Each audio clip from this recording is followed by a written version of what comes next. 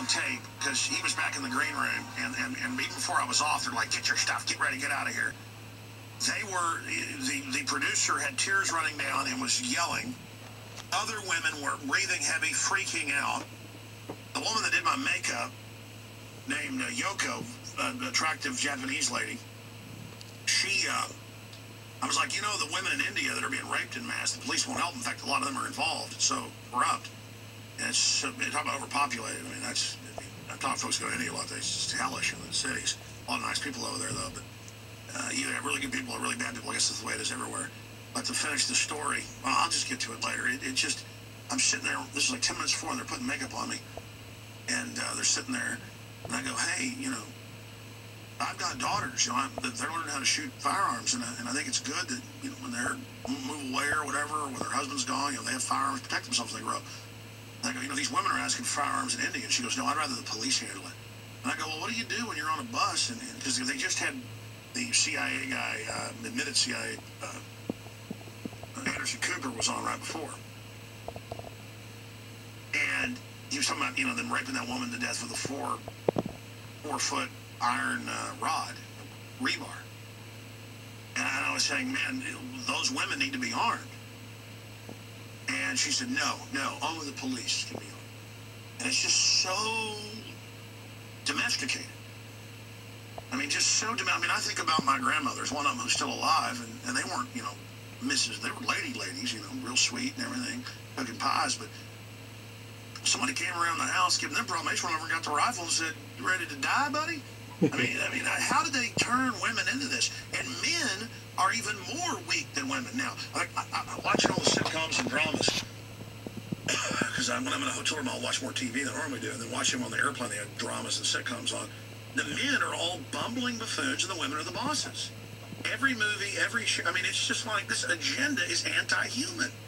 Aaron, what do you want to talk about when we come back? We're going to play some clips. You're pretty wound up. It's just amazing to me how controlled the whole TV thing is. CNN's a great example of 30-year-plus psyop, where it's all no substance. It's all this style, very polite people, well-spoken, of course, but they're always somehow missing the issue and always painting anybody who tries to say common sense as this moron. They'll have, CNN says there's no name to superhighways, even though they got billboards up for them. But they have people like Sheriff Joe Arpaio, who was also on last night. They have Larry Pratt, gun owners. They will come on and be calm, lay out the points. They make great arguments, too. But then they'll put in those lower thirds, baby killer type stuff, and really just trying to paint them as... They're creating this mass guilt that we collectively, gun owners, we killed these kids.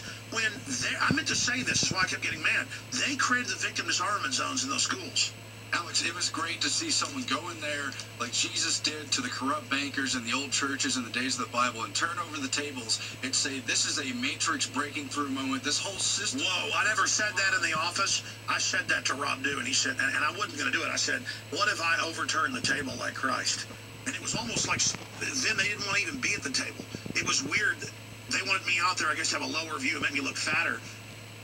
Over on the edge. I've never seen that on that show. I haven't watched it a lot. But, the point is, I even had that. That is incredible. But that's what I was channeling, and I was trying to do that when I was there, but I held back and was too polite. I should have really gone after it. See, Piers has that gentlemanly overlay, but he's been spouting at the mouth for weeks since this tragedy, since the Bob Costas football murder-suicide thing, and before that, demanding to turn in the guns. He plays the victim this morning. He plays up the victims of this tragedy. Here, back live into the second hour. It is Tuesday, the 8th day of January 2013. I am fresh back from New York. Literally got into the studio 10 minutes before airtime. By the grace of God, our flight took off pretty close to on time. And I'm here. Aaron Dykes is in the studio. Rob Dew is doing the nightly news tonight. He traveled with me, did a great job putting up with the, what I believe are Bloomberg's goons casing us and following us and jumping out of alleyways. And, oh, hi, how you doing? Just the whole 9 yards, and we're working with the CNN people when we came out. It was just amazing.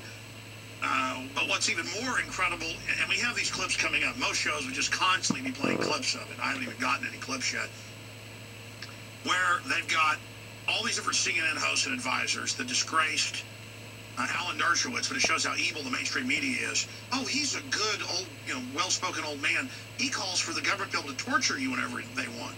Like John Yoo said, I mean, this is a great man. How liberal. You know, drones, wars, well, he's liberal.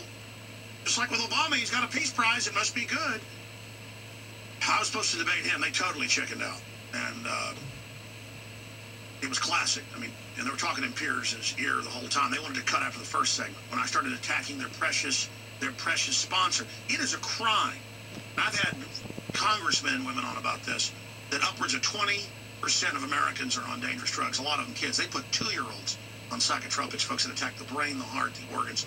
And I brought that up. I said, your sponsors, because, I mean, it's constant when you watch TV, the Paxil ads and the Zoloft ads. By the way, it'll come out later on the shooter.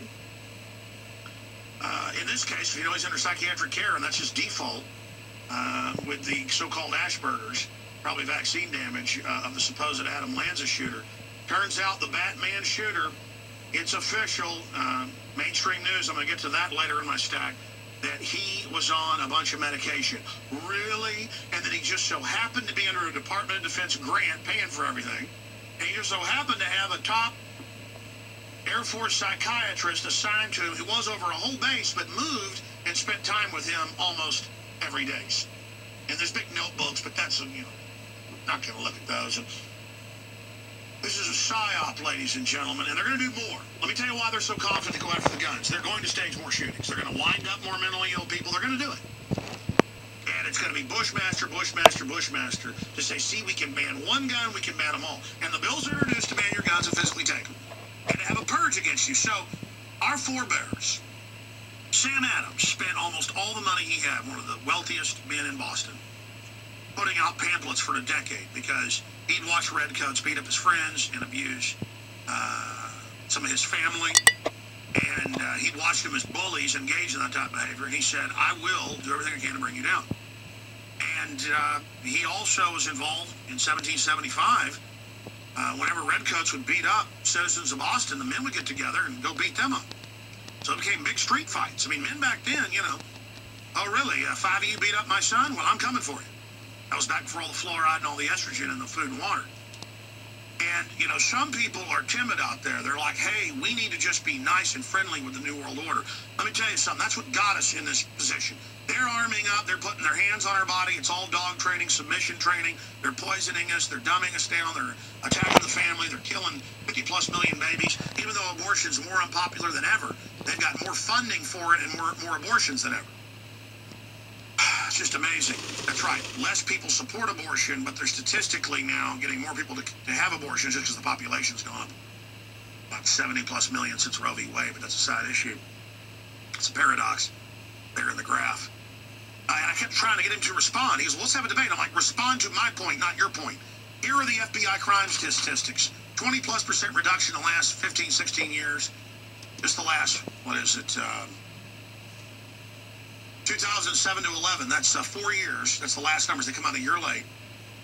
Over a 10% drop. And that's FBI.gov. I mean, he did not want to do that. He wanted to go, what gun is yours? And everybody loved me doing the English accent to him. So we're down to the wire here. And I'm going to tell you something. We routed them. That's why they're going to spend tonight and the next night and night after night trying to pile on me. And all it's going to do is send people to Infowars.com and PrisonPlanet.com.